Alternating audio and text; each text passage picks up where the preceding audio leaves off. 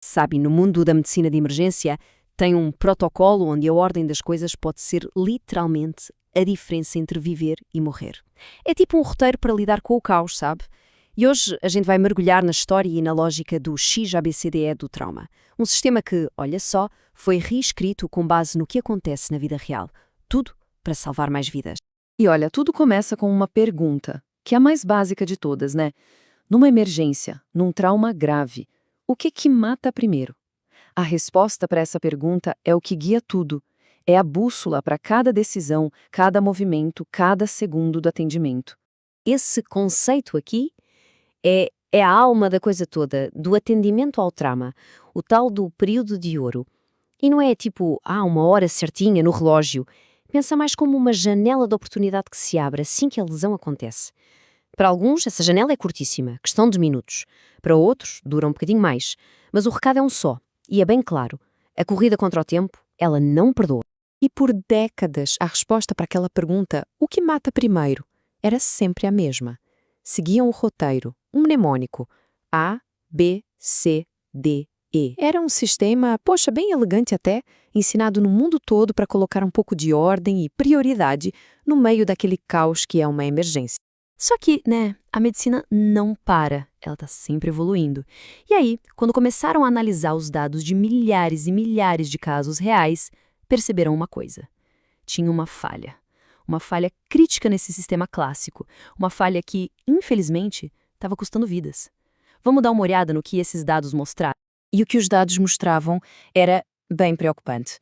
Os estudos apontavam que até 20% das mortes por trauma poderiam ser evitadas. E quando foram cavar para entender o porquê, a maioria dessas mortes que poderiam ter sido evitadas apontavam para um único culpado. E a causa era essa aí, hemorragia descontrolada, sangramento massivo. As pessoas estavam morrendo por causa do sangramento antes mesmo que a equipe de socorro conseguisse chegar na letra A para checar as vias aéreas. Então ficou óbvio, a primeira prioridade do protocolo, em muitos casos, não estava lidando com o que realmente matava mais rápido. E isso, claro, levou a uma mudança que foi histórica. O PHTLS, que é o Protocolo de Suporte de Vida Pré-Hospitalar no Trauma, aquele que tinha colocado o ABCDE como padrão lá nos anos 80, fez uma revisão fundamental. E em 2019, na 9ª edição, eles mudaram tudo. Introduziram uma alteração que reescreveu o primeiro passo, o passo mais crítico do atendimento. E essa mudança foi a letra X. O X de hemorragia exsanguinante. E olha, não é qualquer sangramentinho, não. A gente está falando de um sangramento externo, visível, gigante, que pode literalmente esvaziar o sistema circulatório de uma pessoa em minutos. O novo mantra passou a ser: isso aqui tem que ser controlado antes de fazer qualquer outra coisa. E aí, a nova ordem para salvar vidas virou essa: X, A, B, C, D, E. Primeiro para o sangramento que está ameaçando a vida. Ponto. Só depois que o X está resolvido, controlado, é que a equipe pode seguir em frente com segurança para o A de vias aéreas, para o B de respiração e para o resto da avaliação. E o mais legal disso tudo é que a mudança não joga fora a ideia original. Pelo contrário, ela reforça a ideia, só que de um jeito mais inteligente. A lógica continua sendo exatamente a mesma: tratar primeiro o que mata mais rápido. A grande sacada da atualização foi simplesmente reconhecer que o assassino mais rápido muda dependendo da situação. E muitas vezes uma hemorragia gigante ganha essa corrida de longe. Ok, então com o X controlado, o foco muda. Agora a gente vai para os pilares do suporte à vida. Garantir que o oxigênio está entrando e sendo usado pelo corpo. E é aí que entram o A e o B. A avaliação das vias aéreas, o A, pode ser uma coisa super rápida e que já dá muita informação. Uma pergunta simples, tipo, qual o seu nome? Já diz quase tudo. Se a pessoa responde direitinho, com clareza, pronto, a via aérea está livre e o cérebro está recebendo oxigênio. Agora, se não vem resposta, aí tem que agir. E as soluções vão desde manobras bem simples com as mãos mesmo, para reposicionar a língua, até usar equipamentos mais avançados. E essa imagem aqui mostra uma dessas ferramentas. É a cânula de Guedel. É um dispositivo super simples, mas que, nossa, salva vidas. O que ela faz? Basicamente cria um caminho para o ar passar. Ela impede de forma mecânica mesmo que a língua de um paciente que está inconsciente caia para trás e bloqueia a passagem de ar. Simples assim. Beleza, via aérea tá livre? Então a gente vai para o B de respiração. O objetivo aqui é checar se a mecânica da respiração está funcionando, se o ar está mesmo entrando e saindo dos pulmões. Isso envolve um exame do tórax bem cuidadoso, que tem até um nome, IPAP. Inspeção, palpação, ausculta e percussão. Tudo isso para procurar lesões que podem matar. E uma regra de ouro. Todo paciente com múltiplos traumas recebe oxigênio, sem exceção. Agora, essa tabela aqui é muito boa. Ela resume de um jeito bem visual como diferenciar duas lesões no tórax que são super perigosas. Vamos olhar. Num pneumotórax hipertensivo, tem ar preso lá dentro. Isso faz um som de tambor quando se bate no peito e as veias do pescoço ficam inchadas, túrgidas. Já no hemotórax maciço, o que preenche o espaço é sangue e aí o som fica abafado. Saber a diferença entre os dois é crucial, porque o tratamento é completamente diferente e não há tempo a perder. Bom, depois de garantir que o oxigênio está chegando, o foco muda.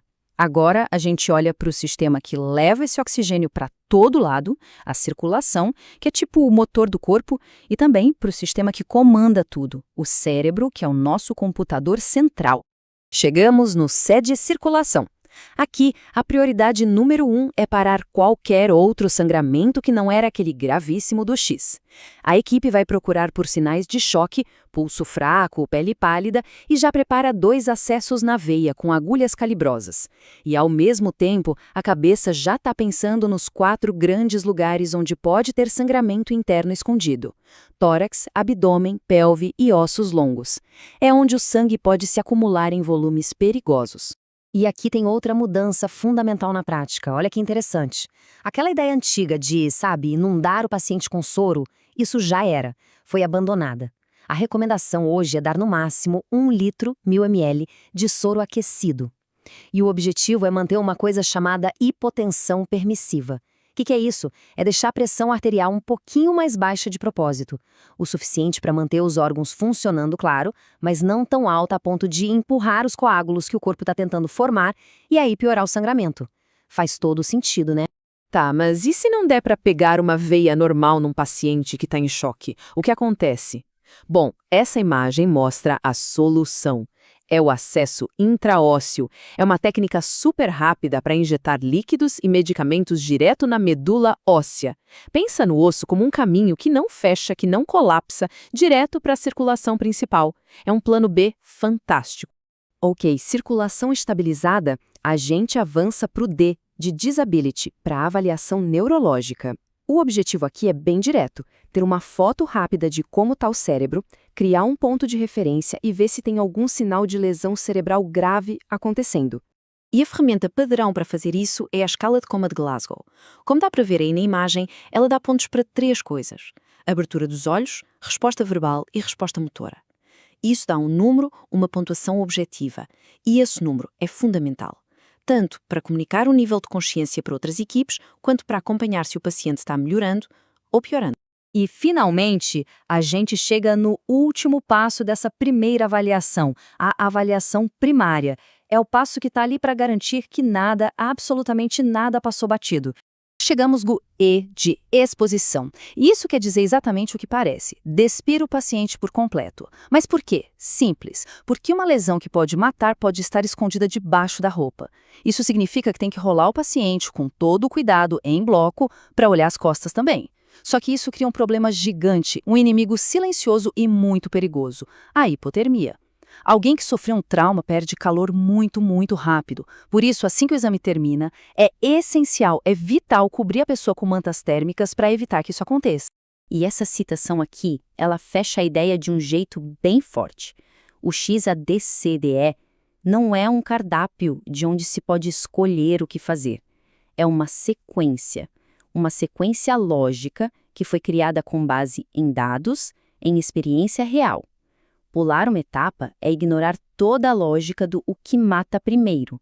E isso, como a fonte deixa bem claro, pode ter consequências fatais. No fim das contas, o XABCD é muito mais que só umas letrinhas para decorar. É uma filosofia, é um método, testado e melhorado ao longo do tempo para conseguir colocar a ordem no meio do caos que é um trauma grave. É um sistema que evoluiu para garantir que, naqueles momentos em que cada segundo vale ouro, as coisas certas sejam feitas na ordem certa.